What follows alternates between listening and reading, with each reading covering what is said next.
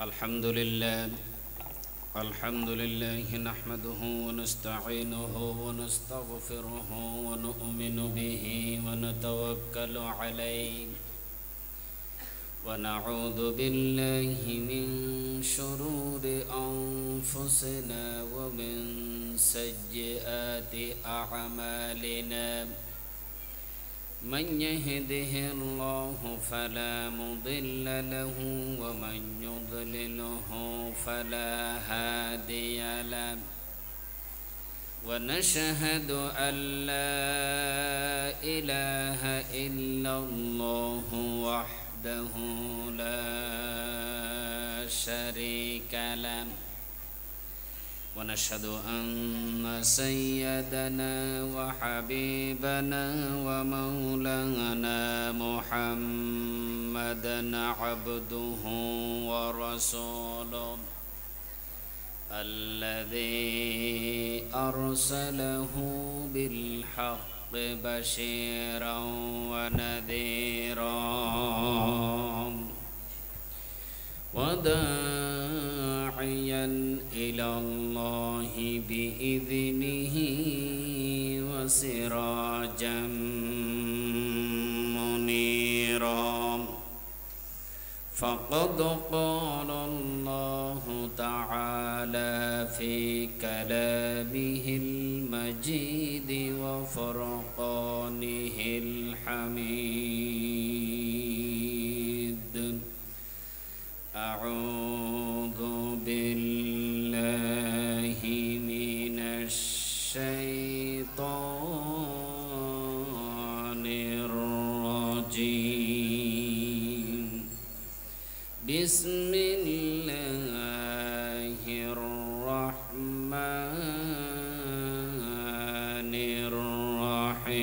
الرحيم إن الله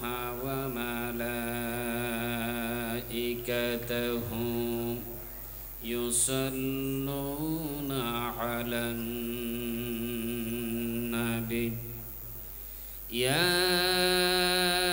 أيها الذين آمنوا صلوا عليه وسلموا تسليما اللهم صل على سيدنا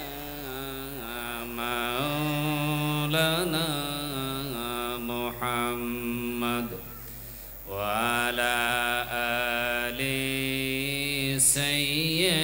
سيدنا مولانا محمد اللهم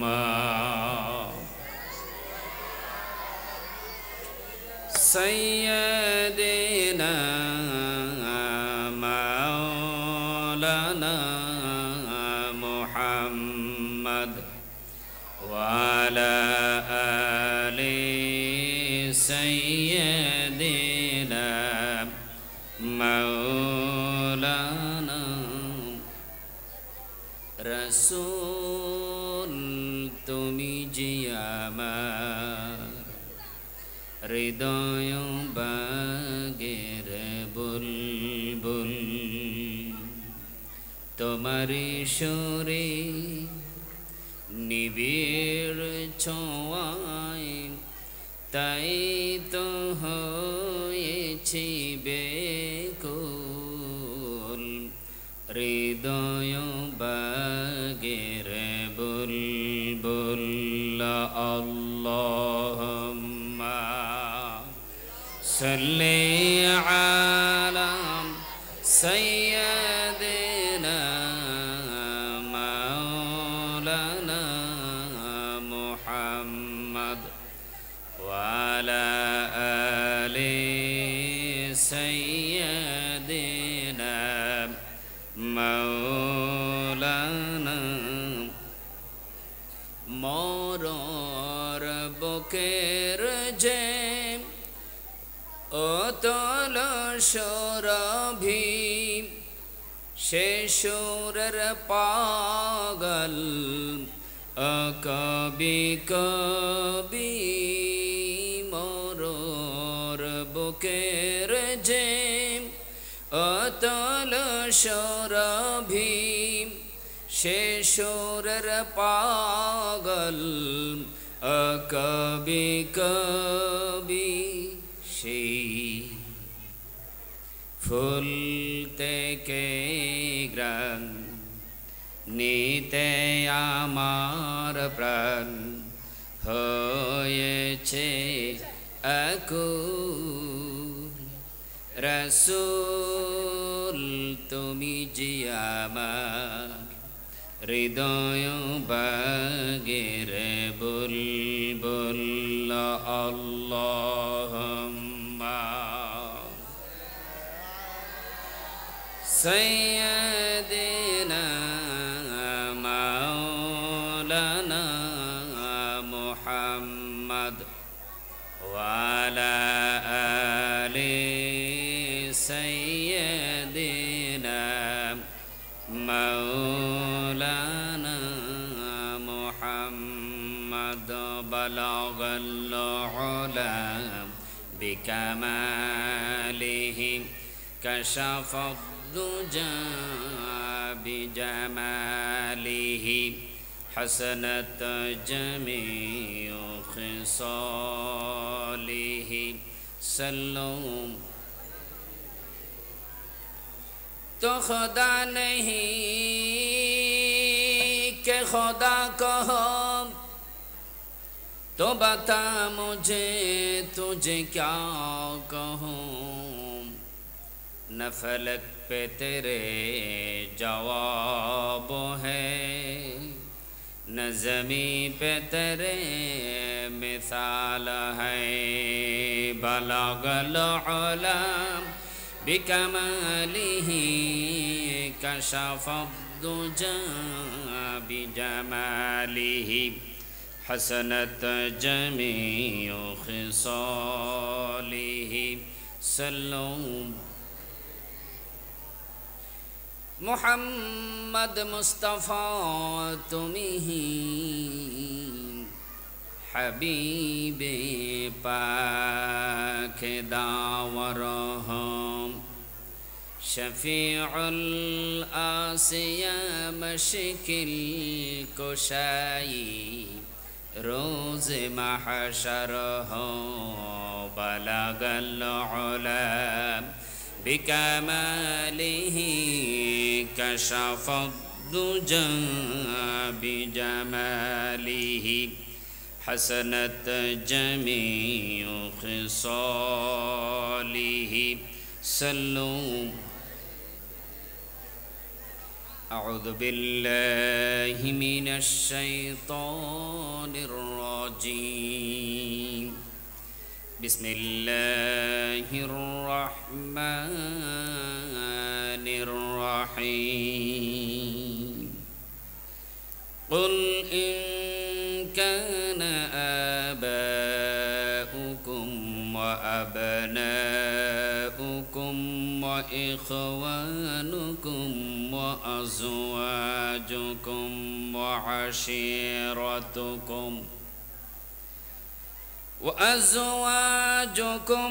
وعشيرتكم وأموال اقترفتموها وتجارة تخشون كسادها ومساكن ترضونها أحب إليكم من الله ورسوله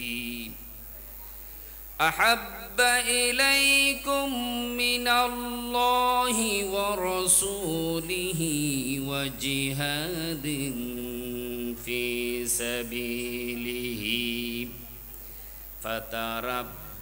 فتربصوا حتى يأتي الله بأمره والله لا يهدي القوم الفاسقين সদাকাল্লাহুল মাওলানাল আযীম। আল্লাহুম্মা আমিন। আলহামদুলিল্লাহি রাব্বিল আলামিন ওয়াসসালাতু ওয়াসসালামু আলা হাবিবিহিল কারীম ওয়া আলা আলিহি ওয়া আসহাবিহি আজমাঈন। রব্বুল আলামিন আজিমুশ শান তাফসীরুল কোরআন মাহফিলে বসে তোমার কালামে পাকের একটি আয়াত তেলাওয়াত করেছি। বিশ্বনবী সরকারে কায়নাতের উপর কয়েকবার দরুদ ও সালাম পেশ করেছি। রব্বুল আলামিন আমাদের তেলাওয়াত আর দরুদ ও সালামকে কবুল আর মঞ্জুর করে নাও। তামাম পৃথিবীর যত মুমিন মুমিনাত মুসলিম মুসলিমাত দুনিয়া থেকে বিদায় নিয়েছেন প্রত্যেকের আরওয়াতে ভাই সওয়াব পৌঁছিয়ে দাও। রব্বুল আলামিন এই মাহফিলের আয়োজন যারা করেছেন, শোনার জন্য যারা এসেছেন এবং আসবেন, কঠিন কিয়ামতের দিন মুসিবতের সময় এই মাহফিল আমাদের সকলের জন্য নাজাতের জারিয়া বানিয়ে দিও আল্লাহ। সুবহান রাব্বিকা রাব্বিল ইজ্জাতি আম্মা ইয়াসিফুন ওয়া সালামুন আলাল মুরসালিন ওয়ালহামদুলিল্লাহি রাব্বিল আলামিন। মসজিদে সিদ্দিক আকবর রাদিয়াল্লাহু তাআলা পরিচালনা পর্ষদের উদ্যোগে আয়োজিত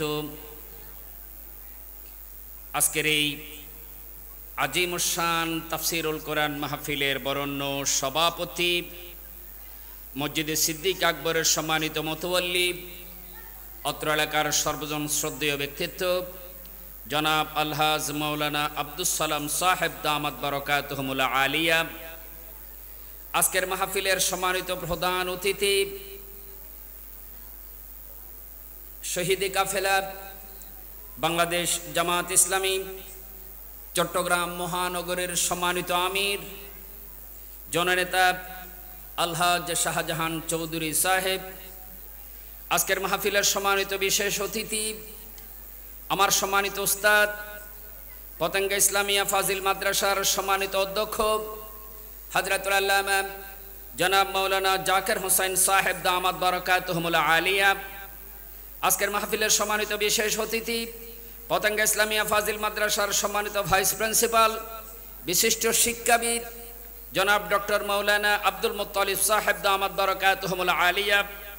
আলোচনা পেশ করেছেন মসজিদে সিদ্দিক আকবরের সম্মানিত খতিব মাওলানা নুরুল হোসাইন নোমানী সাহেব, আলহাজ মাওলানা হযরত বেলাল হাসান সাহেব, মাওলানা জামাল হোসেন জেহাদি সাহেব, মাওলানা এস এম জাহারুল ইসলাম সাহেব, আলহাজ মাওলানা আব্দুস সবুর সাহেব সহ উপস্থিত হাজারাত উলামায়ে কেরাম, বিশেষত শহীদি কাফেলা বাংলাদেশ ইসলামী ছাত্র শিবিরের চট্টগ্রাম মহানগরের সম্মানিত সেক্রেটারি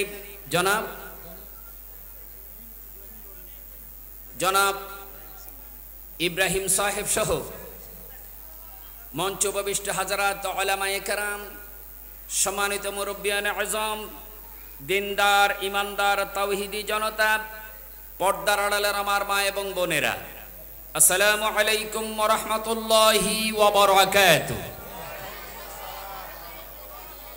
মহান আল্লাহ সুবহানাহু ওয়া তাআলার দরবারে লাখো কোটি শুকরিয়া আদায় করছি যে আল্লাহ সুবহানাহু ওয়া তাআলা বিশ্বের অন্যতম বড় জালিম, যারা আজীবন ক্ষমতায় থাকার টার্গেট পেশ করেছিলেন, ঠিক না? যারা দম্ভ ভরে প্রচার করেছিলেন 41 সাল পর্যন্ত তারা ক্ষমতায় থাকবে, যে আল্লাহ সুবহানাহু ওয়া তাআলা 41 সালের টার্গেটকে এদেশের 17 কোটি মানুষের পায়ের নিচে দিয়ে সেই দম্ভ শাসক ফেরাউনিকে এদেশের বুক থেকে সদল বলে পালিতে বাধ্য করেছেন, যার কুদরতি শক্তিতে আমার আল্লাহ সুবহানাহু ওয়া তাআলা এই ফেরাউনের পুরো শক্তিকে বাংলাদেশ থেকে পালাতে বাধ্য করেছেন। প্রশংসা করব সে আল্লাহ সুবহানাহু ওয়া তাআলার। সবাই সমস্বরে বলি আলহামদুলিল্লাহ। রব্বানা লাকাল হামদ হামদান কাসীরা তাইয়িবান মুবারাকান ফি ইয়া রাব্বি লাকাল হামদু কামা ইয়ামবাগি লিজালালি ওয়াজহিকা ওয়া আযীম সুলতানিক।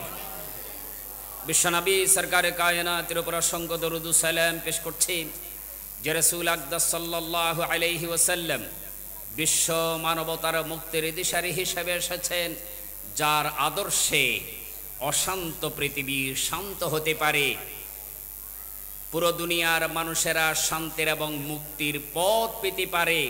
সেই নবী দো জাহাঁ সরকার কায়নাতের উপর দরুদ ও সালাম পেশ করি। সবাই মোহাব্বতের সাথে বলি সাল্লাল্লাহু আলাইহি ওয়াসাল্লাম। সুপ্রিয় উপস্থিতি, আমি আপনাদের সামনে সূরা আত-তাওবার 24 নম্বর আয়াত তেলাওয়াত করেছি। এই আয়াতের আলোকে আমার এবং আপনাদের দেশের জন্য প্রয়োজনীয় কথাগুলো বলার চেষ্টা করব। আল্লাহ যেন তৌফিক দেন, সকলে বলি আমিন। সুপ্রিয় ভাইয়েরা, আল্লাহ সুবহানাহু ওয়া তাআলা অসংখ্য মাখলুক তৈরি করেছেন, কত সৃষ্টি জগৎ তৈরি করেছেন, দুনিয়ার কেউ জানেন না। জানেন কে? এই অসংখ্য সৃষ্টিগুলোর উপর আমার আল্লাহ সুবহানাহু ওয়া তাআলা যাকে শ্রেষ্ঠত্ব দান করেছেন তারা হচ্ছে মানব জাতি তথা আমরা। আমাদেরকে আল্লাহ সুবহানাহু ওয়া তাআলা সমস্ত মাখলুকাতের উপর শ্রেষ্ঠত্ব দান করেছেন, বলি আলহামদুলিল্লাহ। আর মানব জাতির মধ্যে আমার আল্লাহ সুবহানাহু ওয়া তাআলা তাদেরকে শ্রেষ্ঠত্ব দান করেছেন যাদেরকে আল্লাহ সুবহানাহু ওয়া তাআলা ঈমানের নিয়ামত দান করেছেন, ইসলামের নিয়ামত দান করেছেন, মুসলমান হিসেবে পরিচয় দেওয়ার সুযোগ দিয়েছেন। তারা দুনিয়ার মধ্যে সবচাইতে সম্মানিত জাত, জোরে কণ্ঠে কেনা, যাদেরকে আল্লাহ সুবহানাহু ওয়া তাআলা ঈমানের নিয়ামত দিয়েছেন, ইসলামের নিয়ামত দিয়েছেন, ইমানদার হিসেবে ঘোষণা করেছেন। আমার আল্লাহ সুবহানাহু ওয়া তাআলা তাদের জন্য কিছু নীতিমালাও পেশ করেছেন, ঠিক না? যারা ইমানদার, আল্লাহ সুবহানাহু ওয়া তাআলা তাদের ব্যাপারে ঘোষণা করেছেন সমস্ত দুনিয়ার মানুষের মধ্যে সফলকাম তারা, মুক্তিপ্রাপ্ত তারা, যাদেরকে আমি আল্লাহ সুবহানাহু ওয়া তাআলা ঈমানের নিয়ামত দান করেছি। জোরে বলুন সুবহানাল্লাহ।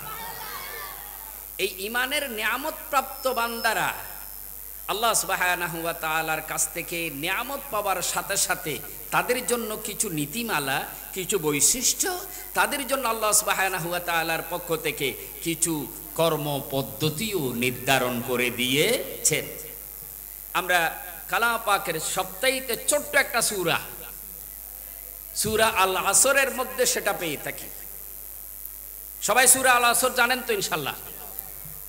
আল্লাহ রাব্বুল আলামিন বলেন, আউযু বিল্লাহি মিনাশ শাইতানির রাজীম, বিসমিল্লাহির রাহমানির রাহিম, ওয়াল আসরি ইন্নাল ইনসানা লাফি খুসর إلا الذين آمنوا وعملوا الصالحات وتواصوا بالحق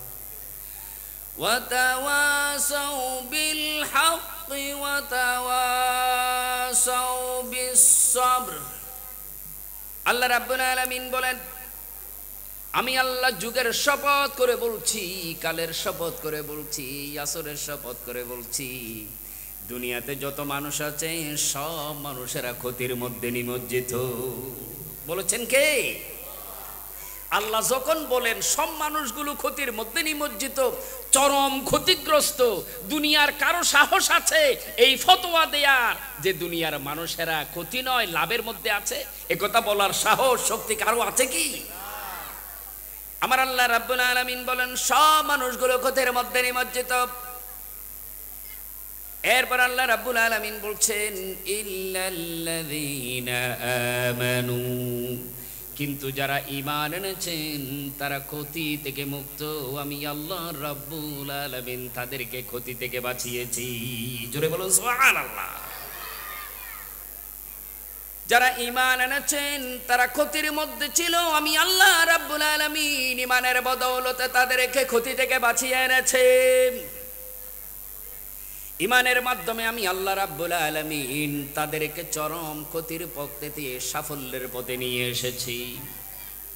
তাদেরকে চরম ক্ষতির পথ থেকে আমি আল্লাহ রাব্বুল আলামিন সফলতার পথে নিয়ে এসেছি। সুবহানাল্লাহ। আমার আল্লাহ রাব্বুল আলামিন বলেন, ঈমান আনার সাথে সাথে আমি আল্লাহ রাব্বুল আলামিন তাদের জন্য নির্দিষ্ট কিছু কাজ দিয়েছে। ঈমান আনার সাথে সাথে তাদের জন্য নামাজ, ঈমান আনার সাথে সাথে তাদের জন্য রোজা, ঈমান আনার সাথে সাথে হক পথে চলা, ঈমান আনার সাথে সাথে অসৎ পথ থেকে মানুষকে বিরত রাখা, নিজেও বিরত থাকা, ঈমান আনার সাথে সাথে মুমিন হিসেবে জিন্দেগি যাপন করা, এইসব কাজগুলো আমি আল্লাহ রাব্বুল আলামিন আমল সালেহ হিসেবে ঘোষণা দিয়েছি।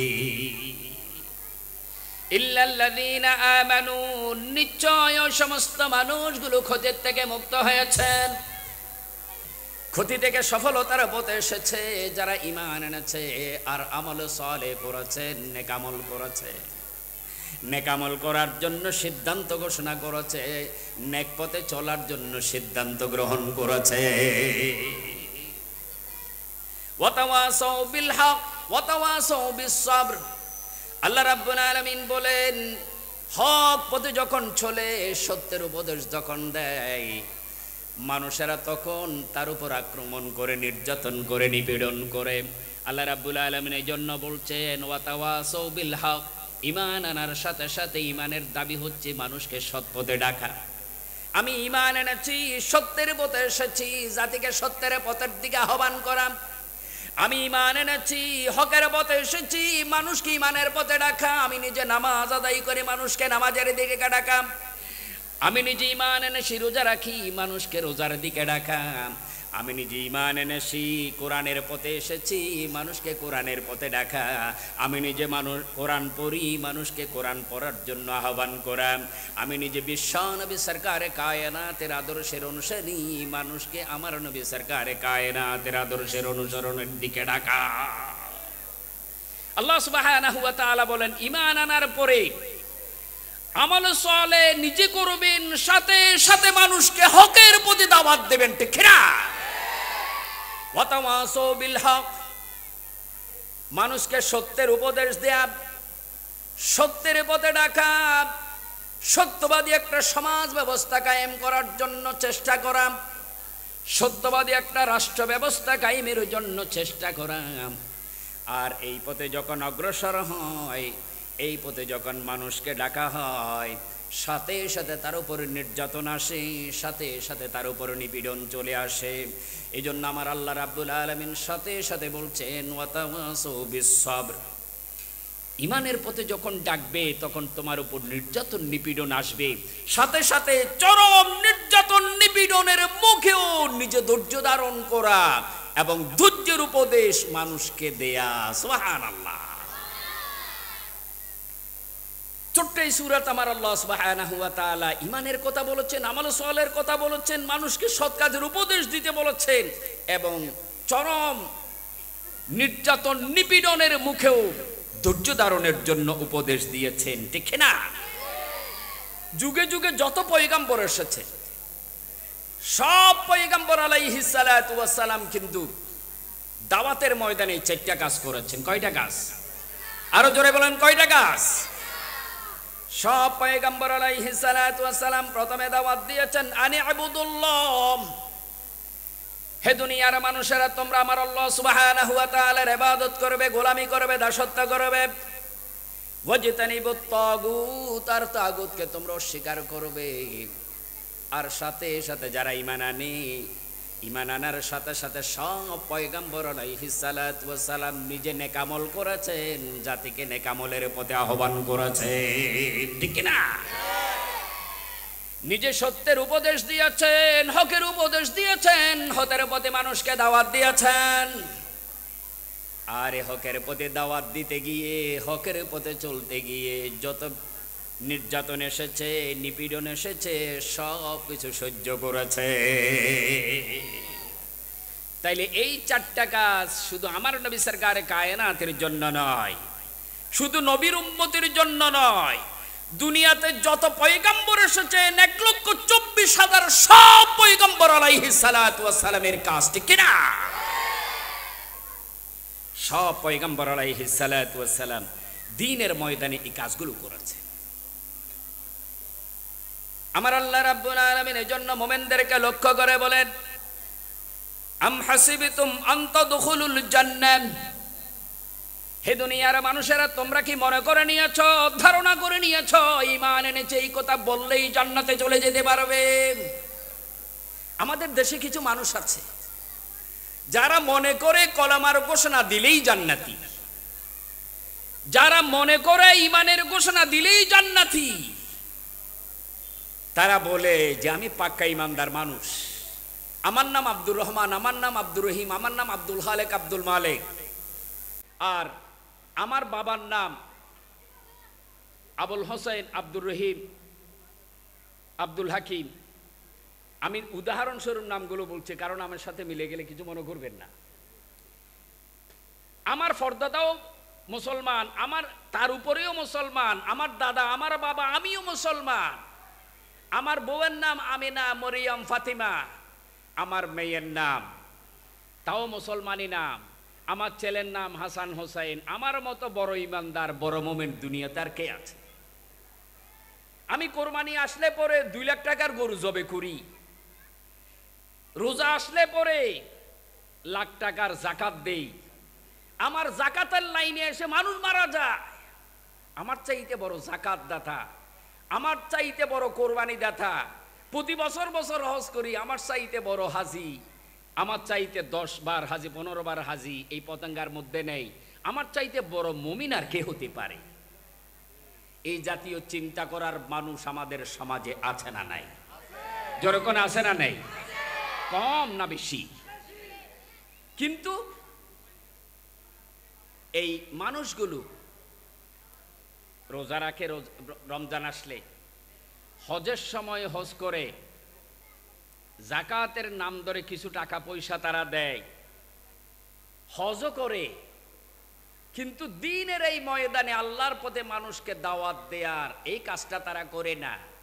বরঞ্চ এই কাজটা যারা করে, দ্বীনের ময়দানে যারা দাওয়াত দেয়, এই দ্বীনের দায়ীদের বিরুদ্ধে নামাজ পড়ে রোজা রাখে এমন ব্যক্তিও ওই দ্বীনের দায়ীদের বিরুদ্ধে চরমভাবে অ্যাকশনে চলে যায়, এক পর্যায়ে তাদের বিরুদ্ধে মামলা করে তাদেরকে জেলে দেয়। এমন মানুষের সংখ্যা কম না বেশি? আল্লাহ রাব্বুল আলামিন বলছেন, হে দুনিয়ার মানুষেরা, তোমরা মনে করছো ঈমান আনলে পরে, কিছু ভালো কাজ করলে পরে তুমি নিজে মুমিন হতে পারবে, মুসলমান হতে পারবে, জান্নাতের আশা করতে পারবে। না না না, ইতিপূর্বে যারা ঈমানের দাবিতে বলিয়ান ছিলেন, যারা ঈমানদার বলে পরিচয় দিয়েছেন, আমি আল্লাহ রাব্বুল আলামিন তাদের থেকে পরীক্ষা নিয়েছি। আল্লাহ রাব্বুল আলামিন বলেন, আম হাসিবতুম আন তাদখুলুল জান্নাহ ওয়ালাম্মা ইয়া'লামিল্লাহুল্লাযীনা জাহাদু মিনকুম ওয়া ইয়া'লামাস সাবিরিন। তারা কি ধারণা করে নিয়েছে ঈমান এনেছে এই কথা বললে আমি তাদেরকে ছেড়ে দেব? আমি আল্লাহ রাব্বুল আলামিন লক্ষ লক্ষ পয়গম্বরকে পরীক্ষা করেছি, দ্বীনের এই ময়দানে তারা ত্যাগ কোরবানি স্বীকার করেছেন। আমি আল্লাহ রাব্বুল আলামিন দেখতে চাই ঈমানের পরিচয় দিয়ে কারা দ্বীনের এই ময়দানে ত্যাগ আর কোরবানি পেশ করে। ওয়ালাম্মা ইয়া'লামিল্লাহুল্লাযীনা জাহাদু মিনকুম, তারা যে দ্বীনের দাওয়াত গ্রহণ করেছে, এই দ্বীনের ময়দানে তাদের চেষ্টা প্রচেষ্টা কতটুকু আছে, দাওয়াতের ময়দানে তাদের চেষ্টা প্রচেষ্টা কতটুকু আছে, তারা দ্বীনের দাওয়াত পেশ করার জন্য কত ত্যাগ আর কোরবানি স্বীকার করেছে, আমি আল্লাহ রাব্বুল আলামিন দেখতে চাই এই ত্যাগ কোরবানির ময়দানে তারা কতটুকু ধৈর্য ধারণ করেছে, সেটাও আমি আল্লাহ রাব্বুল আলামিন দেখতে চাই। তাহলে যারা ঈমান এনেছে, আমার আল্লাহ সুবহানাহু ওয়া তাআলা বলেন, অবশ্যই আমি তাদেরকে পরীক্ষা করব, যেমনি ভাবে পরীক্ষা করেছি 1,6 লক্ষ পয়গম্বর থেকে। যেরকম ঠিক কিনা? যেমনি ভাবে পরীক্ষা নিয়েছে সাহাবা আজমাইন রাদিয়াল্লাহু তাআলা আনহুম থেকে, যুগে যুগে যারা ইমানের পরিচয় দিয়েছেন, আমি আল্লাহ রাব্বুল আলামিন সব মুমিনদের থেকে ইমানের পরীক্ষা নিয়েছি। বাংলার জমিনে যারা ইমানদার বলে পরিচয় দিয়েছেন, ইমানের ঘোষণা দিয়েছেন, আমার আল্লাহ রাব্বুল আলামিন তাদের থেকেও পরীক্ষা নিয়েছেন, ঠিক কিনা? বাংলার এই জমিনে 54 বছর মুমিনেরা একের পর এক পরীক্ষা দিয়েছে। সবচাইতে জটিল এবং কঠিন পরীক্ষা দিয়েছেন বিগত 16 বছর, ঠিক না? বিগত 16 বছর সবচাইতে কঠিন থেকে কঠিনতর পরীক্ষা দিয়েছেন বাংলার জমিনে মুমিনেরা। কারণ কি? যেই কারণে পয়গম্বর আলাইহিস সালাতু ওয়াস সালাম পরীক্ষার ময়দানে অবতীর্ণ হয়েছিলেন, পয়গম্বর আলাইহিস সালাতু ওয়াস সালাম ঘোষণা দিয়েছেন, আনি ইবুদুল্লাহ ওয়াজতানিবুত তাগুত, ইবাদত করবে আমার আল্লাহ রাব্বুল আলামিনের, আর তাগুতকে অস্বীকার করবে।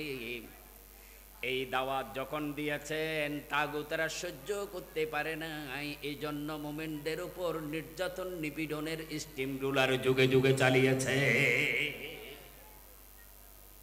বিগত 16 বছর তাগুতেরা ইমানদারকে সহ্য করতে পারে না, এই জন্য নির্যাতন নিপীড়নের স্টিম রুলার তারা চালিয়েছে। আমার আল্লাহ রাব্বুল আলামিন বলেন, আমি নির্যাতন নিপীড়ন দিয়ে ইমানের দাবিতে কারা সত্যবাদী কারা মিথ্যাবাদী সেটা পরীক্ষা করে নিয়েছি। ইমানের দাবিতে কারা সত্যবাদী আর কারা মিথ্যাবাদী সেটা আমি পরীক্ষা করে নিয়েছি। এই পরীক্ষার পরেই তো আমার আল্লাহ সুবহানাহু ওয়া তাআলা পুরস্কার দেবেন, ঠিক না? পরীক্ষা ছাড়া তো পুরস্কারের কোনো ব্যবস্থা নাই, প্রমোশনেরও কোনো ব্যবস্থা নাই। আপনি স্কুলে ভর্তি হবেন, মাদ্রাসায় ভর্তি হবেন, প্রতি বছর পরীক্ষা আছে, বার্ষিক পরীক্ষার পরেই তো আপনাকে প্রমোশন দেওয়া হয়। কেউ যদি স্কুলে বসে থেকে ভর্তি হওয়ার পরে বছরের পর বছর চলে যায়, আদুবাইয়ের কোনো খোঁজখবর নাই, তার কি কোনো প্রমোশন হয়? আমার দেশে এমন মেধাবী ছাত্র মাঝে মধ্যে আমরা সোশ্যাল মিডিয়ায় দেখি, যারা ভর্তি হয়েছে 8 বছর আগে, 8 বছর পর্যন্ত এখনো অনার্সে আছে, তারপরেও তার দলের অনুসারীরা বলে অত্যন্ত মেধাবী ছাত্র। এমন কিছু মেধাবী আদুবাইও দুনিয়াতে আছে না নাই? আছে না নাই? ইমানদারের মধ্যে এমন কিছু আদুবাই ইমানদার আছে যারা কলমার ঘোষণা দিয়েছেন জন্মের পর থেকে নিয়ে 50-60 বছর হয়ে যায়, এখনো পর্যন্ত তারা পরীক্ষার ময়দানে না। ওই যে 8 বছর আগে অনার্সে ভর্তি হয়েছে, 8 বছর পর্যন্ত অনার্সে আছে, বিয়ে করেছে, ছেলে মেয়ে আছে, তারপর অনার্সে আছে। এই আদুবাইয়ের যেমন কোনো প্রমোশন নাই, যারা 60 বছর পর্যন্ত ইমানের ঘোষণা দিয়ে কোনো পরীক্ষা আসে নাই, তার জীবনেও আল্লাহর পক্ষ থেকে কোনো প্রমোশন আসে নাই, ঠিক কিনা?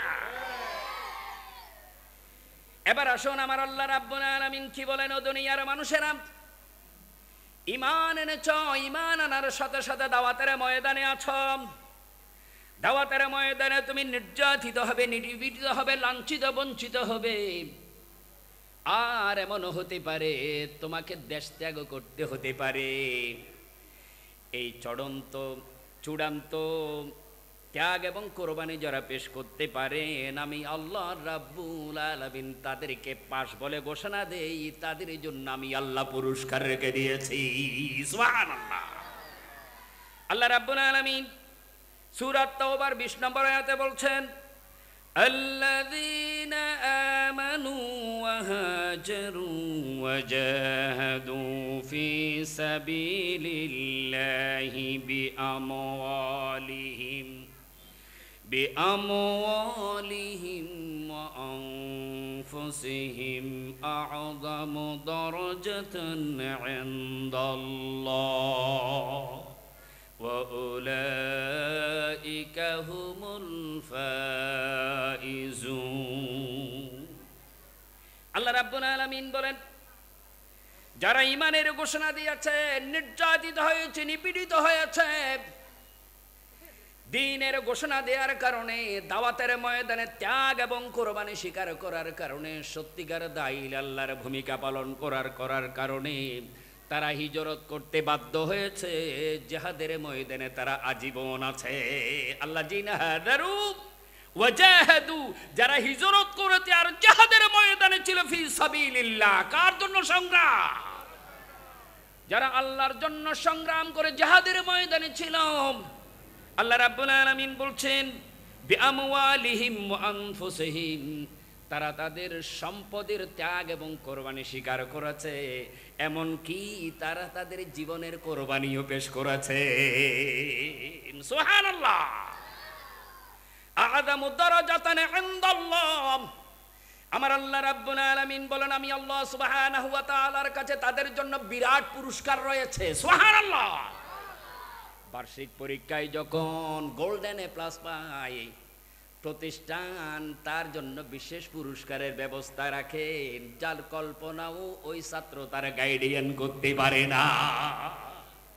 আমার আল্লাহ রাব্বুল আলামিন যখন বলেন আ'যামু দারাজাতান ইনদাল্লাহ, আমি আল্লাহ রাব্বুল আলামিন তার জন্য মহা পুরস্কারের ব্যবস্থা রেখে দিয়েছি। সেই পুরস্কার কত মহান, কিয়ামতের দিন দেখা ছাড়া কোনো বান্দা কল্পনাও করতে পারে না। এরপর আল্লাহ রাব্বুল আলামিন বলেন ওয়া উলাইকা হুমুল ফাইজুন, আল্লাহ সুবহানাহু ওয়া তাআলা বলেন তারাই হচ্ছে চূড়ান্ত বিজয়ী। জোরে বলুন সুবহানাল্লাহ। তোমরা মনে করছো চেয়ারম্যান হলে পরে তুমি বড় বিজয়ী হয়ে গেলে, এমপি হলে পরে তুমি বড় বিজয়ী হয়ে গেলে, কমিশনার হলে পরে তুমি বড় বিজয়ী হয়ে গেলে, ৬০ ছক্কা মারার পরে টিম বিজয়ী হলে পরে তুমি বড় বিজয়ী হয়ে গেলে। আমার আল্লাহ রাব্বুল আলামিন বলেন না না না, এই সমস্ত বিজয়ীগুলো হলো সাময়িক। এই বিজয়ীগুলো সাময়িকের জন্য হয়। যখন সাময়িকভাবে বিজয় হয় মানে মানুষ ফুলের মালা দেয়, আর নির্দিষ্ট সময় যখন চলে যায় সাথে সাথে কেউ আর সালামও দেয় না, ঠিক না? আর আল্লাহ সুবহানাহু ওয়া তাআলা বলেন উলাইকা হুমুল ফাইজুন, তারা হচ্ছে ফায়েজ, তারাই হচ্ছে বিজয়ী, তারাই হচ্ছে সফল কাম, তারা হচ্ছে সবচাইতে মহাপুরস্কারে পুরস্কৃত। এরপর আল্লাহ রাব্বুল আলামিন যারা দ্বীনের ময়দানে, দাওয়াতের ময়দানে সর্বোচ্চ ত্যাগ স্বীকার করেছে, আমার আল্লাহ রাব্বুল আলামিনকে সন্তুষ্ট করতে পেরেছেন, আমার আল্লাহ রাব্বুল আলামিন তাদের জন্য তিনটা পুরস্কার ঘোষণা করেছেন। জোরে বলুন কয়টা? সূরা তাওবার ২১ নম্বর আয়াত আমার আল্লাহ রাব্বুল আলামিন ওই তিনটা পুরস্কার ধারাবাহিকভাবে বর্ণনা করছেন। ইউবাশশিরুহুম রাব্বুহুম বিরাহমাতিম মিনহু ওয়া রিদওয়ানিন ওয়া জান্নাতিল লাহুম وجنات لهم فيها نعيم مقيم وجنات لهم فيها نعيم مقيم خالدين فيها أبدا إن الله عنده أجر عظيم জোরে বলুন সুবহানাল্লাহ। আল্লাহ রাব্বুল আলামিন বলছেন ইউবাশশিরুহুম রাব্বুহুম বিরাহমাতিম মিনহু, আমার আল্লাহ রাব্বুল আলামিন বলেন যারা আমার জন্য পরীক্ষা দিয়েছেন, যারা আমার জন্য ত্যাগ স্বীকার করেছেন, যারা আমার জন্য কোরবানি পেশ করেছেন, আমি আল্লাহ রাব্বুল আলামিন তাদের জন্য রহমতের ছায়া বিছিয়ে দিয়েছি। আল্লাহু আকবার। আমি আল্লাহর পক্ষ থেকে তাদের জন্য রহমতের সুসংবাদ দিয়েছি। তারা দুনিয়ায়ও রহমত প্রাপ্ত বান্দা। যদিও তুমি তাকে দেখছো তার উপর নির্যাতন হয়েছে, নিপীড়ন হয়েছে, রক্তাক্ত করা হয়েছে, তার পরিবারের উপর নির্যাতন নিপীড়ন করা হয়েছে, তার ঘরবাড়ি ভেঙে দেয়া হয়েছে, দোকানপাট লুট করা হয়েছে, আমার আল্লাহ রাব্বুল আলামিন বলেন আমি আল্লাহ রাব্বুল আলামিন তার জন্য রহমতের ছায়া দিয়েছি। জোরে বলুন আল্লাহু আকবার। ওয়ারিদওয়ানিন, আমি আল্লাহ রাব্বুল আলামিন তার উপর খুশি আর রাজি হয়ে গিয়েছি। আল্লাহু আকবার। ওয়া জান্নাতিন লাহুম ফিহা নাঈমুম মুকিম। আর আমার আল্লাহ রাব্বুল আলামিন বলেন, আমি আল্লাহ রাব্বুল আলামিন নিয়ামত প্রাপ্ত জান্নাত তার জন্য চিরস্থায়ীভাবে সৃষ্টি করে দিয়েছি। আল্লাহু আকবার। খালিদিনা ফিহা আবাদা, এই জান্নাতে তাকে ঢুকানো হবে আবাদুল আবাদ পর্যন্ত। এই জান্নাত থেকে কেউ তাকে বের করতে পারবে না। আমি আল্লাহ রাব্বুল আলামিন তার জন্য চিরস্থায়ী জান্নাতের ব্যবস্থাও করে দিয়েছি। ইন্নাল্লাহা ইনদাহু আজরুন আযীম, ইন্নাল্লাহা ইনদাহু আজরুন আযীম। আমি আল্লাহ রাব্বুল আলামিন তার জন্য ওজরত দিয়েছি, মহা ওজরত, বড় পুরস্কার দিয়েছি, যে পুরস্কারের কল্পনাও তারা করতে পারে না। আমার আল্লাহ বলেন, আমি আল্লাহ সুবহানাহু ওয়া তাআলা তার উপর রহমতের ছায়া দিয়েছি দুনিয়ায়, তার কবরেও থাকবে রহমতের ছায়া। কিয়ামতের দিন আমার আরশের ছায়ার নিচে তারা থাকবে, আমি আল্লাহর সন্তুষ্টি তারা থাকবে, আমি আল্লাহর জান্নাতে তারা থাকবে। এরপরেও বিশাল একটা সুসংবাদ আছে, ইন্নাল্লাহা ইনদাহু আজরুন আযীম। আর আমার আল্লাহ রাব্বুল আলামিনের কাছে তো তার জন্য মহা পুরস্কার রয়েছে। সুবহানাল্লাহ। রাসূল আকরাম সাল্লাল্লাহু আলাইহি ওয়াসাল্লামের কাছে সাহাবা আজমাইন রাদিয়াল্লাহু তাআলা আনহুম প্রশ্ন করলেন, ইয়া রাসূলুল্লাহ, ইয়া নবী আল্লাহ, আমার আল্লাহ রাব্বুল আলামিন রহমতের কথা বলেছেন, আমার আল্লাহর সন্তুষ্টির কথা বলেছেন, আমার আল্লাহর জান্নাতের কথা বলেছেন, এরপরেও মহাপুরস্কার এটা কি? আমার নবী সরকারে কায়নাত বলেছেন, কিয়ামতের দিন আমার আল্লাহ জান্নাতীদেরকে জান্নাত দান করবেন আর জাহান্নামীদেরকে জাহান্নামে দিয়ে দেবেন। জান্নাতীদেরকে প্রশ্ন করবেন, ও জান্নাতীরা, তোমরা আর কি কি চাও? যত চাওয়া আছে পাওয়া আছে সবগুলো আমি আল্লাহ রাব্বুল আলামিন দিয়ে দেব। তখন জান্নাতীরা বলবে, রাব্বুল আলামিন, জান্নাতে তো নাজ ও নিয়ামত পেয়েছি, আর কোনো কিছু পাওয়ার জন্য আমাদের কোনো আকাঙ্ক্ষা নেই। রাব্বুল আলামিন একটাই চাওয়া পাওয়া, শুধু আপনার কুদরতকে আকৃতিতে সচক্ষে দেখতে চাই। সুবহানাল্লাহ। জান্নাতীদের এছাড়া আর কোনো আশা আকাঙ্ক্ষা থাকবে না। আল্লাহ রাব্বুল আলামিন বলেন, যারা আমার দ্বীনের জন্য ত্যাগ কুরবানি স্বীকার করেছে, যারা নিজের সর্বোচ্চ উজাড় করে দিয়েছে, আমি আল্লাহ রাব্বুল আলামিন সেদিন তাদেরকে সরাসরি সাক্ষাৎ দেব। সুবহানাল্লাহ। ইন্নাল্লাহা ইনদাহু আজরুন আযীম। আমার আল্লাহ রাব্বুল আলামিনের কাছে তাদের জন্য মহা পুরস্কার রয়েছে, আর শ্রেষ্ঠ পুরস্কার আমার আল্লাহ রাব্বুল আলামিন তাদের সাথে সাক্ষাৎ দেবেন। সুবহানাল্লাহ। সুতরাং ইমানের দাবিতে যারা বলিয়ান, ইমানের দাবিতে যারা শক্তিশালী, যারা নিজেদেরকে মুমিন বলে পরিচয় দেয়, তাদেরকে অবশ্যই পরীক্ষার ময়দানে অবতীর্ণ হতে হবে। পরীক্ষার ময়দান ছাড়া আপনি ওই আদুবাইয়ের ইমান নিয়ে কিয়ামত পর্যন্ত পড়ে থাকবেন, আপনার ইমানের প্রমোশন হয়ে জান্নাতুল ফেরদাউসের আশা করতে পারেন না, ঠিক না? আপনি যদি জান্নাতের আশা করতে চান, আপনাকে পরীক্ষার এক একটা ধাপ অতিক্রম করতে হবে। এই পরীক্ষার ধাপগুলো অতিক্রম করেই আপনি জান্নাতের সর্বোচ্চ শিখরে চলে যেতে পারেন, ঠিক না? এজন্য ইমানের দাবিগুলো পূরণ করতে হবে। ইমানের দাবি পূরণ করা ছাড়া সত্যিকার মুমিন হওয়ার কোনো সম্ভাবনা। ইমানের দাবি যদি কোরবানি হয়, সে দাবি পূরণে আমি তৈরি থাকি যেন। ও গো দয়াময় আমার প্রভু দয়াময়, ও গো দয়াময় আমার প্রভু দয়াময়।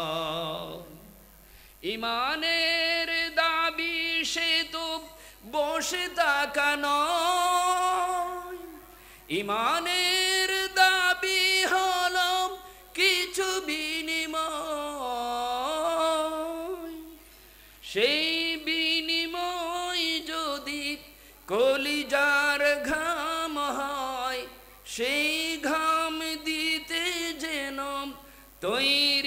ডাকি আমি, ও গো দয়াময় আমার প্রভু দয়াময়,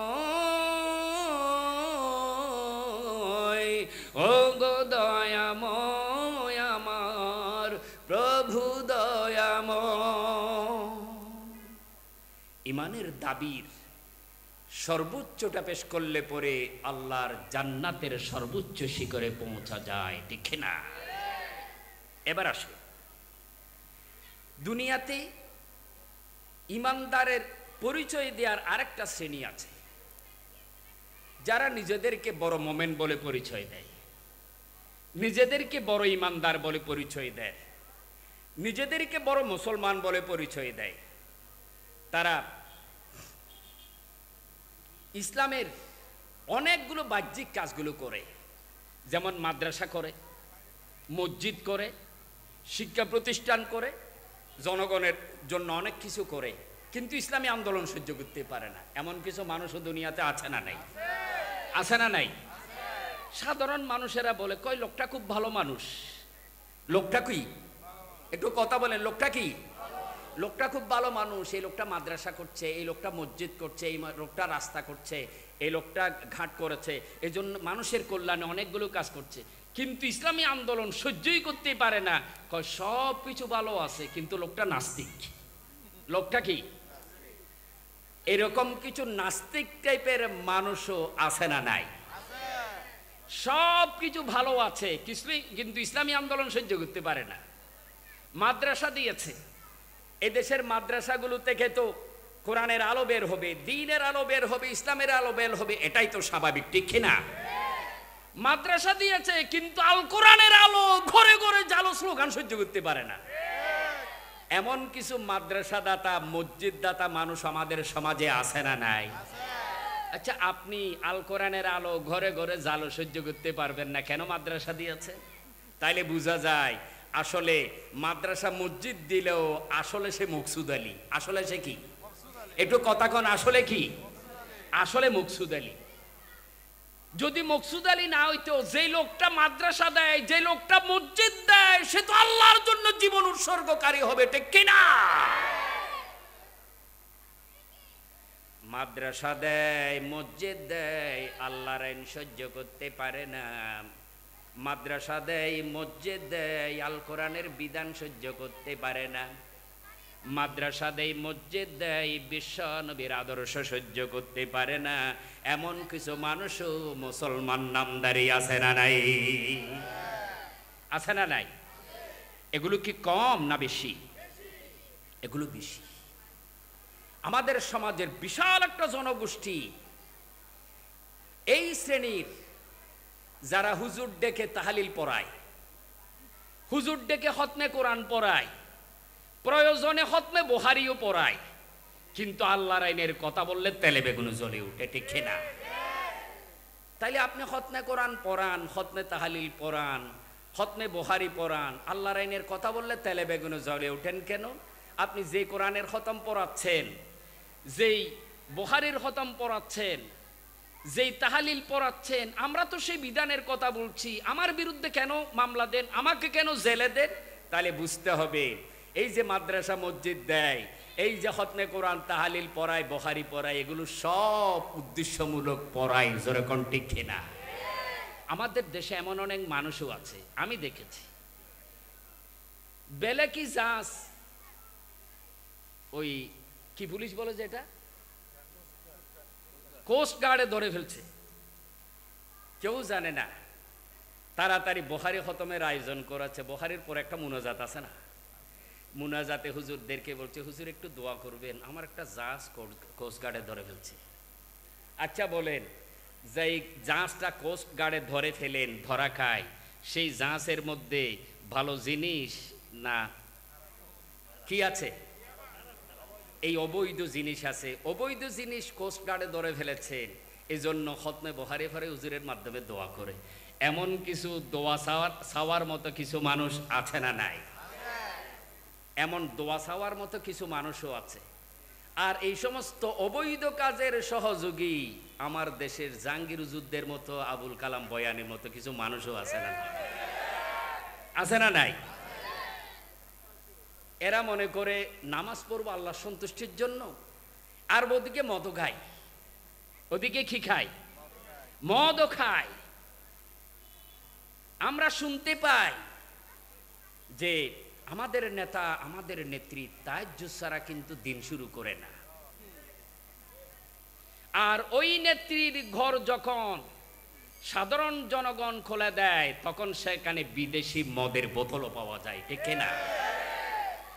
এই জাতীয় সুবিধাবাদী মানুষ আমার দেশে কম না বেশি? এই জাতীয় সুবিধাবাদী মানুষগুলো আমাদেরকে যুগের পর যুগ, কালের পর কাল শাসন করেছে, ঠিক কিনা? নামাজ পড়ো মসজিদে মে, শরাব পিयो होटल में, शैतान भी नाराज न है, अल्लाह भी राजी रहे। মসজিদে গিয়ে নামাজ আদায় করে আর শরাব পান করে। অনেকে বলে হুজুর আমরা কেন, আপনারা কেন ওই সমস্ত লোকদেরকে সমালোচনা করেন, তারা কেন জালিম, তাদেরকে কেন জালিম বলেন? তারা তো বাংলাদেশের মধ্যে প্রায় 650-এর মতো মসজিদ করেছে। এতগুলো মসজিদ করার পরেও আপনি কেন তাদেরকে জালিম বলেন? আপনি কেন তাদেরকে ফাসেক বলেন? আপনি কেন তাদেরকে খোদাদ্রোহী বলেন? আমি তাদের জবাবে বলি, একদিকে তারা মসজিদ করেছেন, আর একদিকে তারা শুধু ঢাকা মহানগরীতে 60টির উপরে ক্যাসিনো কেন্দ্র খুলেছে, ঠিক কিনা? এই ক্যাসিনো কেন্দ্রগুলোতে মদের আড্ডা, জুয়ার আড্ডা, জেনার আড্ডা, বেবিচারের আড্ডা করেছেন। সমগ্র বাংলাদেশে জেনার বাজারে তারা খুলে দিয়েছে, ঠিক কিনা? একদিকে তারা জেনার বিস্তার ঘটিয়েছে, আর একদিকে তারা বাংলাদেশের ঘরে ঘরে মদ পৌঁছিয়ে দিয়েছেন। আর একদিকে বাংলাদেশের সব যুবক যুবতীদেরকে জুয়ার মধ্যে লিপ্ত করেছে।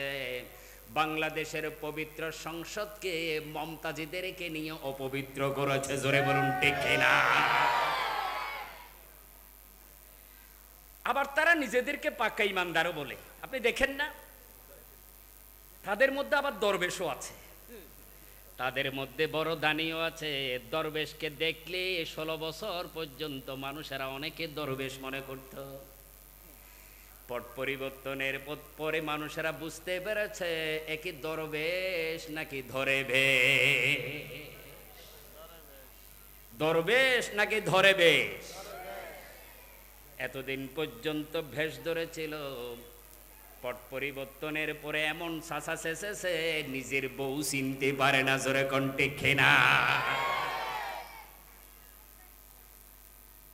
এদের মধ্যে এমন অনেক দানশীল মানুষ ছিল যারা এলাকা এলাকায় দান করেছে, মাদ্রাসায় মাদ্রাসায় গরু পাঠিয়ে দিয়েছে, টাকা পাঠিয়ে দিয়েছে, বছর বছর খতমে বখারের আয়োজন করেছে। পট পরিবর্তনের পরে দেশের মানুষ বুঝতে পেরেছে তারা বাংলাদেশের 2 লক্ষ কোটি টাকা লুট করেছে, ঠিক না? ডাকাতি করে দান করা, ডাকাতি করে কি করা, ডাকাতি করে দান করা। এমন ডাকাতি করার জন্য নিজের এবং পরিবারের নাগরিকত্ব বাতিল করে বিদেশের নাগরিকত্ব তারা গ্রহণ করেছে, ঠিক না? আর তারা একদিকে দেশের মানুষের সামনে এসে বলতো যে আমার নেত্রীর মতো আবেদা, সালেহা, রাবিয়া বছরে আর কেউ নাই। বুঝতে পারছেন? আমাদের মতো দানশীল মানুষ, ভালো মানুষ দুনিয়াতে নেই। দেখো না, প্রতিটি উপজেলায় উপজেলায় আমরা একটা মসজিদ করে দিয়েছি, মাদ্রাসায় মাদ্রাসায় বিল্ডিং করে দিয়েছি, একসাথে 4 তলা। আর তারা আত্মীয়তা করে ইহুদির সাথে, আত্মীয়তা করে নাসারাদের সাথে, দেশ চালায়, মানুষদেরকে বলে মদিনার সনদে চালায়, কিন্তু তারা আজীবন মুদির সানাদে দেশ চালিয়েছে, জোরে বলুন ঠিক কিনা? আল্লাহ রাব্বুল আলামিন সূরা তাওবার 23 নম্বর আয়াতে তাদের ব্যাপারে বলছেন, ইয়া আইয়ুহাল্লাযীনা আমানু লা তাত্তাখিযু আবাআকুম ওয়া ইখওয়ানাকুম আউলিয়া ইন ইস্তাহাব্বুল কুফরা আলাল ঈমান ওয়া মান ইয়াতাওয়াল্লাহুম মিনকুম ফাউলাইকা হুমুদ যালিমুন। আল্লাহ রাব্বুল আলামিন বলছেন, হে ঈমানদার লোকেরা, লা তাত্তাখিযু আবাআকুম ওয়া ইখওয়ানাকুম আউলিয়া, ওই সমস্ত মানুষদেরকে তোমরা তোমাদের বাবা হিসেবে গ্রহণ করবে না, ভাই হিসেবে গ্রহণ করবে না, আত্মীয় হিসেবে গ্রহণ করবে না, বন্ধু হিসেবে গ্রহণ করবে না। ইনিস্তাহাব্বুল কুফরা আলাল ঈমান, যারা ঈমানের উপর কুফরিকে প্রাধান্য দেয়, যারা ঈমানের উপর কুফরিকে কি দেয়, যারা ঈমানের উপর কুফরিকে প্রাধান্য দেয়, আপনি কখনো তাদেরকে আত্মীয় হিসেবে গ্রহণ করবেন না, আপনজন হিসেবে গ্রহণ করবেন না। কথা কার? আরো জোরে বলুন, কথা কার?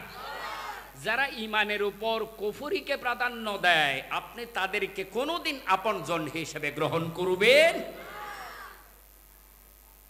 এবার যারা নিজের মেয়েকে নাস্তিকের কাছে বিয়ে দেয়, নিজের ছেলের জন্য খ্রিস্টান মেয়ে নিয়ে আসে,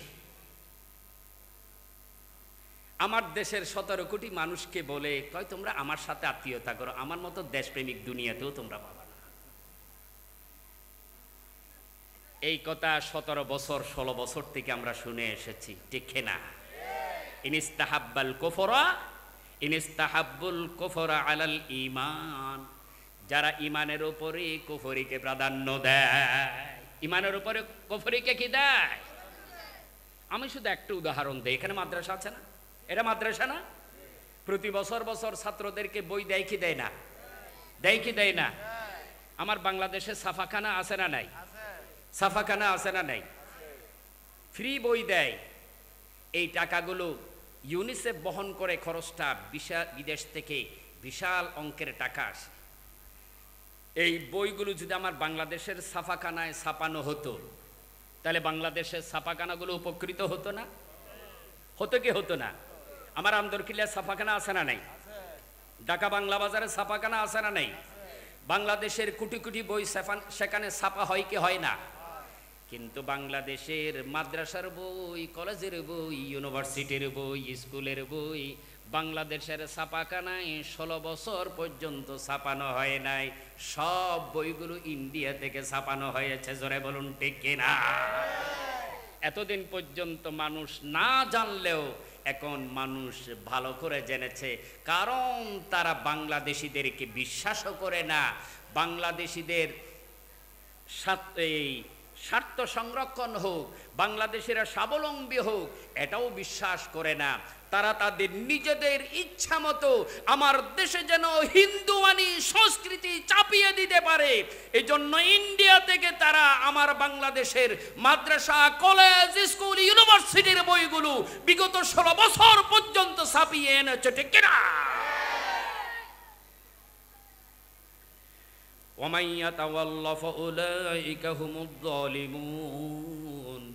আমার আল্লাহ রাব্বুল আলামিন বলেন, যারা মুমিনদের উপর কাফেরদেরকে বন্ধু হিসেবে গ্রহণ করে, তোমরা তাদেরকে যদিও মুমিন মনে করো, আমি আল্লাহ রাব্বুল আলামিন বলছি তারা সবচাইতে বড় জালিম। তারা সবচাইতে বড় কি?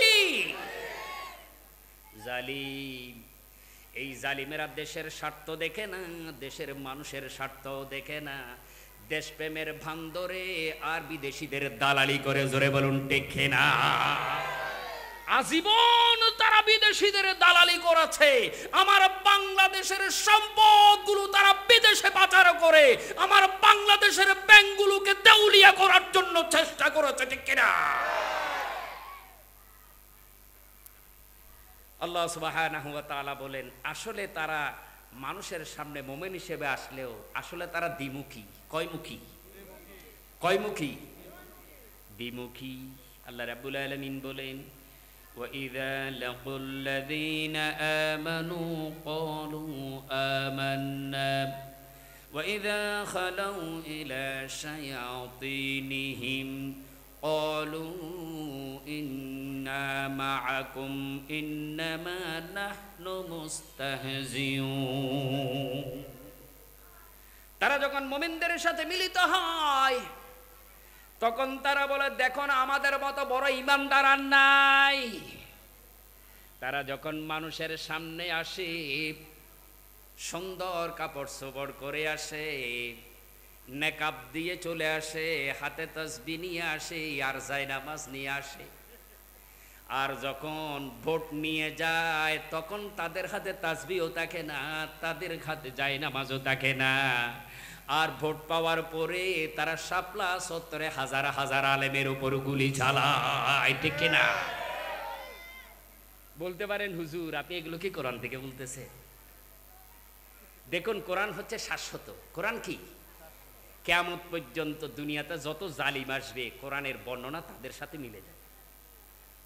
যত নাফরমান আসবে সব নাফরমানের কাজগুলো মিলে যাবে। নাইলে তো কিয়ামতের আগে আরেকটা কোরআন পাঠানোর দরকার ছিল, ঠিক না? আল্লাহ বলেন এই কোরআন কিয়ামত পর্যন্ত সব মানুষের জন্য পাঠিয়েছে, নবীও আর আসবে না, কিতাবও আসবে না। সুতরাং কিয়ামত পর্যন্ত যত কিছু হবে সব কিছু এই কোরআনের মধ্যে আছে।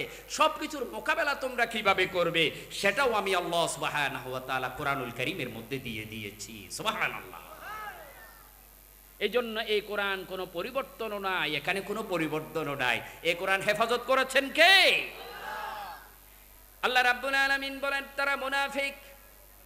ওয়া ইযা লাকুল্লাযীনা আমানু ক্বালু আমান্না ওয়া ইযা খালাউ ইলা শায়াতিনহিম ক্বালু ইন্না মাআকুম ইন্নামা নাহনু মুস্তাহজিউন। তারা যখন মুমিনদের সাথে মিলিত হয়, আলেম ওলামাদেরকে যখন ডাকে তখন আলেম ওলামাদের বৈঠকের মধ্যে বলে, আমি ইসলামের বিরুদ্ধে কোনো কিছুই করি না, সব কিছু ইসলাম অনুযায়ী চালাবো, আপনাদের সাথে আমি ওয়াদাবদ্ধ হয়েছি। আর যখন তাদের সঙ্গী সাথী বন্ধুদের সাথে মিলিত হয় তখন নাস্তিক রাশেদ খান মেনন আর ইনুকে বলে, আমি তোমাদের সাথেই আছি, তোমাদের সাথে 14 দল নিয়ে আছি। জোরে বলুন ঠিক কিনা? এগুলো বুঝার দরকার। যখন হুজুরের কাছে আসে, আমর শফি সাহেব হুজুরের কাছে আসে, বলে হুজুর দেখুন আমার মতো রাবিয়া বসির আপনি জীবনে পাবেন না। কি দরকার এটা বলেন? মাদ্রাসার জন্য দরকার, আমি রেলওয়ে জায়গা দিয়ে দিলাম। টাকা পয়সা দরকার, ঠিক আছে, একসাথে 8 কোটি টাকা দিলাম, আর কিছু লাগবে? আপনার হুজুরদের জন্য দরকার, ঠিক আছে, সবাইকে নিয়ে আসেন, সবাইকে ডিম বিরিয়ানি দিয়ে দেব। এগুলো আমাদের বাস্তবতা আমরা দেখি কি দেখি না? দেখি। আর যখন নাস্তিকদের সাথে মিলিত হয় সাথে সাথে আলেম ওলামাদের উপর নির্যাতন নিপীড়ন চালায়। কোরআনের সাথে মিলে কি মিলে না বলেন? মিলে কি মিলে না? পুরাপুরি মিলে যায়। এমনি বলে আমি ক্ষমতার লোভী নই, একদিনও ক্ষমতায় থাকতে চাই না। আর যখন জনগণ আন্দোলন করেন তখন বলো গুলি চালাও, জীবন থাকতে দেশ থেকে যাব না। আমার আল্লাহ রাব্বুল আলামিন বলেন 2 ঘন্টাও তোমাকে আর ক্ষমতায় থাকতে দেব না, ঠিক না? তারা নাস্তিকদের সাথে যখন মিলিত হয়, ইসলাম বিরোধীদের সাথে যখন মিলিত হয় তখন তারা বলে, ক্বালু ইন্না মাআকুম ইন্নামা নাহনু মুস্তাহজিউন। আপনারা চিন্তিত হবেন না, পেরেশান হবেন না। আমি আলেম ওলামাদেরকে ডেকেছি, এগুলো তাদের মতো কথা তাদেরকে বলেছি, আর আপনাদের কথা আসল কথাটা আমি তাদেরকে বলছি। আমি তাদের সাথে ঠাট্টা বিদ্রোহ করেছি। আমার আল্লাহ রাব্বুল আলামিন বলেন, আমি আল্লাহ রাব্বুল আলামিন নাস্তিক খোদাদ্রোহীদের বিরুদ্ধে ঠাট্টা করছি। আল্লাহু ইয়াস্তাহজিউ বিহিম ওয়া ইয়ামুদ্দুহুম ফি তুগয়ানিহিম ইয়ামাহুন। আমার আল্লাহ বলেন তারা আমি আল্লাহর সাথে ঠাট্টা বিদ্রোহ করতে চায়, আমার দ্বীনের সাথে ঠাট্টা বিদ্রোহ করতে চায়, আমার ইসলামের সাথে ঠাট্টা বিদ্রোহ করতে চায়, ইসলামের জীবন ব্যবস্থার সাথে ঠাট্টা বিদ্রোহ করতে চায় আমি আল্লাহ সুবহানাহু ওয়া তাআলাও তাদের সাথে ঠাট্টা বিদ্রুপ করছি, আর আমি তাদেরকে কিছু সময় লম্বা করে দিয়েছি। ইয়ামুদ্দুহুম ফি তুগয়ানিহিম, আমি তাদের জন্য কিছু সময় লম্বা করে দিয়েছি। তোমরা মনে করো না কিয়ামত পর্যন্ত তারা দুনিয়ার মধ্যে থাকবে। আমি আল্লাহ তো সেই রব, যেই রব মুহূর্তের মধ্যে সাদ্দাদের মতো গাদ্দারকে দুনিয়া থেকে বিদায় করে দিয়েছেন, ঠিক না? আমার আল্লাহ তো সেই রব, যেই রব ফেরাউনের মতো গাদ্দারকে দুনিয়া থেকে বিদায় করে দিয়েছেন। আমার আল্লাহ তো সেই রব, যেই রব নমরুদের মতো গাদ্দারকে দুনিয়া থেকে বিদায় করে দিয়েছে। আমার আল্লাহ রাব্বুল আলামিন বলেন আমি তাদের রশিকে লম্বা করে দিয়েছি। তারা বেঈমান, তারা মুনাফিক। আমি আল্লাহ রাব্বুল আলামিন এই মুনাফিকদেরকে কিছু সময় দিয়েছি, জালিমদেরকে কিছু সময় দিয়েছি। আমি আল্লাহ যখন টান দেব সাথে সাথে তাদেরকে আমার কাছে চলে আসতে হবে। এরপর আমার কাঙ্ক্ষিত আয়াত সূরা তওবার 24 নম্বর আয়াত। আমার আল্লাহ রাব্বুল আলামিন এরপর ঈমানদারদেরকে বলছেন, হে ঈমানদারেরা, কুল ইন কানা আবাউকুম ওয়া আবনাউকুম ওয়া ইখওয়ানুকুম ওয়া আযওয়াজুকুম ওয়া আশীরাতুকুম ওয়া আমওয়ালুন ইqtaraftumuha ওয়া তিজারাতুন তাখশাউনা কাসাদাহা ওয়া মাসাকিনু তারদাউনাহা আহাব্বা ইলাইকুম মিনাল্লাহি ওয়া রাসূলিহি وجهاد في سبيله فتربصوا حتى يأتي الله بأمره والله لا يهدي القوم الفاسقين। 24 নম্বর আয়াত আল্লাহ রাব্বুল আলামিন বলছেন, নবী আপনি বলে দিন, নিশ্চয়ই তোমাদের বাবা, তোমাদের ভাই, তোমাদের স্ত্রী, তোমাদের বংশের সব মানুষ, তোমার আত্মীয় স্বজন, বন্ধু বান্ধব, স্ত্রী পুত্র পরিজন সবাই, তোমার কোটি কোটি টাকার ধন সম্পদ, কোটি কোটি টাকার বাড়ি, হাজার কোটি টাকার ব্যবসা বাণিজ্য, এমন বিশাল ধন সম্পদ যেগুলোর ক্ষতি তুমি সহ্য করতে পারো না, এমন বড় বড় অট্টালিকা বাড়িঘর যার কোনো গতি তুমি স্বীকার করতে পারো না, কল্পনাও করতে পারো না, এসব কিছু যদি আমি আল্লাহ রাব্বুল আলামিন এবং আমার নবী মুহাম্মদ সাল্লাল্লাহু আলাইহি ওয়াসাল্লাম এবং আমার দ্বীনের প্রতি জিহাদের চাইতে তোমার কাছে বেশি প্রিয় হয়, তাহলে অপেক্ষা করো সেই দিনের জন্য যেদিন আমি আল্লাহ রাব্বুল আলামিনের কাছে আসতে হবে। আমার আল্লাহ সুবহানাহু ওয়া তাআলা এখানে দুনিয়ার সব দিকের বিষয়গুলো একসাথে করেছেন, ঠিক না? সারা জীবন তুমি তোমার বাবাকে কায়েম করতে চেয়েছ, বাবার শ্রেষ্ঠত্বকে কায়েম করতে চেয়েছ, তোমার গোষ্ঠীর সবাইকে কায়েম করতে চেয়েছ, এস্টাবলিশ করতে চেয়েছ, বড় বড় বিল্ডিং করেছো বিদেশের মাটিতে, দেশের মাটিতে, হাজার কোটি টাকা, হাজার হাজার কোটি টাকা তুমি পাচার করেছো, হাজার লক্ষ কোটি টাকা তুমি পাচার করেছো। এগুলোর প্রতি তোমার প্রেম আছে, তোমার ভালোবাসা আছে, সব কিছু আছে। আমার আল্লাহ রাব্বুল আলামিন বলেন, নবী আপনি বলে দিন, যাদের মা বাবা, ভাই বোন, আত্মীয় স্বজন, বন্ধু বান্ধব, যাদের ধন সম্পদ, তাদের বিল্ডিং, তাদের বাড়িঘর, তাদের টাকা পয়সা, সব কিছুর চাইতে যদি আমি আল্লাহ রাব্বুল আলামিনের ভালোবাসা তার মধ্যে বেশি না হয়, আমার নবীর ভালোবাসা বেশি না হয়, আর জিহাদের প্রেরণা যদি বেশি না হয়, অপেক্ষা করো সেই দিনের জন্য যেদিন আমি আল্লাহ রাব্বুল আলামিন হব একমাত্র বিচারক, আর তোমরা সবাই আসামি হিসাবে আমার কাঠগড়ায় দাঁড়াবে, ঠিক না? আমার আল্লাহ রাব্বুল আলামিন সেই কিয়ামতের দিন ডাক দেবেন, লিমানিল মুলকুল ইয়াউম, লিমানিল মুলকুল ইয়াউম, লিমানিল মুলকুল ইয়াউম। আজকের রাজত্ব কার, আজকের রাজত্ব কার, আজকের রাজত্ব কার? এক একটা ডাকের পর